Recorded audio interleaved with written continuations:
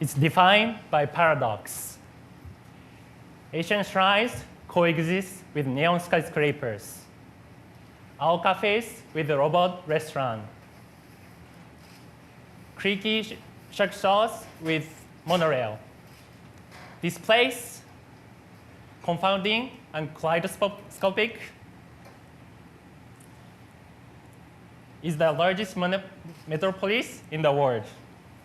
This place is where my parents had a first date, the city in which I was born, the backdrop of my childhood memories. This place is my home, Tokyo, Japan.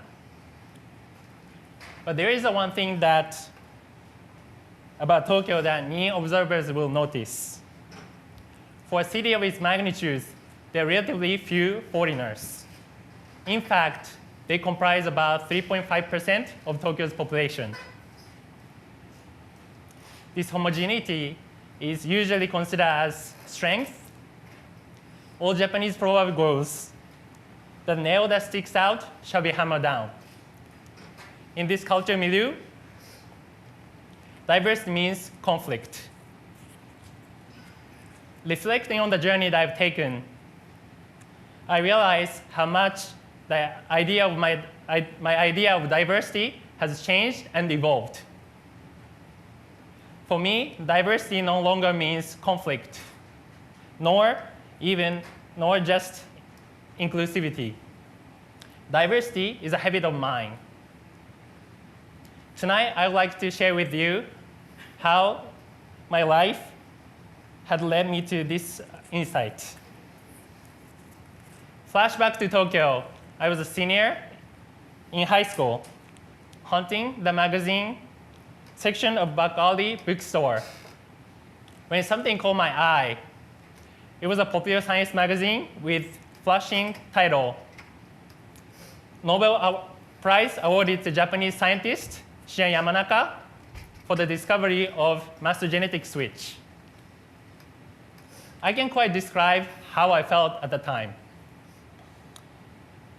but it was something that pure and radiant fascination. The next few weeks, I devoured everything that I could. My research led me to realize that US was the place to study if I want to apply these discoveries into the impact to the medicine. So I resolved that I would come to the US. On a scorching summer day, I found myself one of the strangest places that I've ever been. I was standing in a field surrounded by stalks of wheat that stretched out in all directions to meet the horizon.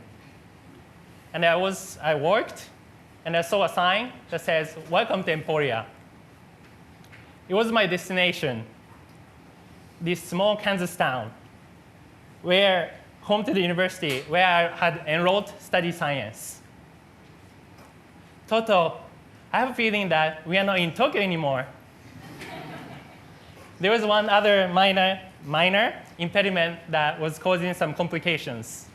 I didn't speak any English. But learning to speak English wasn't the most difficulty to overcome. In the US, I had my first experience with racism. Here, I was an outsider, foreigner, reduced to stereotype, just another inscrutable Asian. Sadly, some of the first words that I learned was racial slurs that hollered at me from the windows of cars. At McDonald's, when I tried to order food, then this cashier rolled his eyes in disgust and asked me to speak English. And one time, I tried to shyly approach a pretty girl. Then she laughed at me and then said that I look like a monkey. Those first years were very rough. But ultimately, it was the kindness of others, of those who come from different backgrounds, had most impact on my life. One day after class, I came to my dorm and I found that my clothes are in disarray. Yes, my money was stolen. Then I asked my roommate what he knew. Then he got agitated, and then he refused to deny having taken all the money, but instead merely insisting that I have no evidence of his guilty. So then I went to the RA, asked for help. But then instead of helping me, he just shrugged the matter off. So then I was desperate. I wasn't sure what to do. Then I reached out to Chris, a student I had met last summer. He was tall and pale, and he had grown up in a small city just 3 hours away from Emporia. Despite his reserved nature, he exuded quiet kindness. In his dorm, he listened to me very carefully and asking clarifying questions as necessary. Together, we completed the RA, and as a result, my roommate was moved out to another unit. Chris was among the very first Americans to show me that it was possible to form friendship with the people who come from different backgrounds.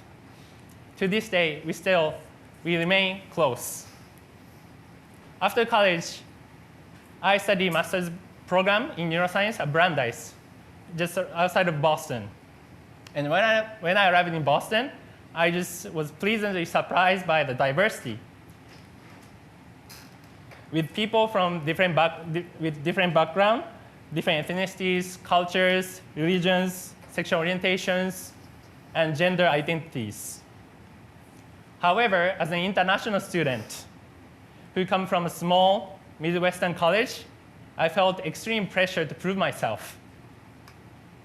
I crammed 2 years of coursework into 1 year while I simultaneously worked in the lab for long hours. My typical day started at 8 a.m. and ended at 2 a.m. the next morning. And it was every day. And by the end of my experience there, I felt exhausted physically and emotionally. So when my research advisor told me that despite my hard work and excellent performance, I was not admitted into the PhD program, it was a devastating blow. The reason is because I was an international student. There were no funding available for people like me. In the intervening years, I moved back to Tokyo. My resume had caught the eye of one of the directors at Deloitte. At that time, they were looking to hire a biotech consultant for Tokyo office that was fluent in both Japanese and English. On one of my first days at Tokyo, I went to a busy corner coffee shop, and I saw that this middle-aged woman of color was struggling to communicate in broken Japanese to order coffee. And this barista was obviously ignoring her. So then I approached her and I asked, "Do you speak any English?" And she said yes with a smile. Then and she explained the situation. They gave me the wrong order, and then they just keep ignoring me. So then I nodded, and I helped with translation. Then after receiving her correct order, then she thanked me, and then she introduced herself. And it turns out that she also worked at Deloitte, and then she's a Pakistan Canadian woman who just transferred to Tokyo office. Although we didn't share same gender, nationality, race, I felt a certain connection with her. And that was a feel of empathy. And I saw in her who I had been. After the meeting, I became determined to help others, especially people who are not unfamiliar with the local culture. As time went on, I realized that consulting didn't appeal to me. I was still drawn to science. I also recognized that although I loved Tokyo, I had changed in fundamental ways. I became the nail that was sticking out. I knew deep down that Tokyo wasn't the right place for me. After I have been all through, grew up in Tokyo, moving abroad, facing prejudice and discrimination, and finally return back to the comfort of home. Would I be willing to take life-changing risk one more time? I loved being in Japan, but I wanted to pursue science abroad. I changed my culture, but also I found that there's something that I could learn from others. I have lost my home, but I have found new ones. Like my beloved Tokyo, I was defined by paradox. And yet, it was only in embedding these contradictions that I finally realized that I had found freedom to choose my own path. Then I knew what to do. Several months later, on a frigid February day, I waited anxiously for an email. And my phone buzzed. I took a deep breath. Then clicked the link message, and I read, says, "Dear Yusuke Suita, welcome to Brown." And so here I am, roughly a year and a half into my PhD career at Brown. My experience hasn't been without challenges, but it's a hell of a ride. If there is one thing that I learned from all my experiences, is that diversity is not conflict. It's not also just merely inclusive of all the backgrounds. Diversity is a mindset of empathy, a way of conceiving our place in the world and of the care that we owe to each other. It is the ability to acknowledge that we are all unique individuals with singular talents, and yet our core, we share common humanity. Although I may know what it feels like to be women, or Latino, or Muslim, I know how it feels like to be an outsider. And I can draw on these feelings to connect with others who have different life experience. When I look back, I'm amazed by the winding, zigzagging journey that I've taken to arrive this auditorium, on this stage, on this evening. To cross paths with each one of you who have your own unique, rich, and complicated life stories. For although we may identify with different culture, race, gender, sexualities, religion, and creeds, I believe that this moment, these moments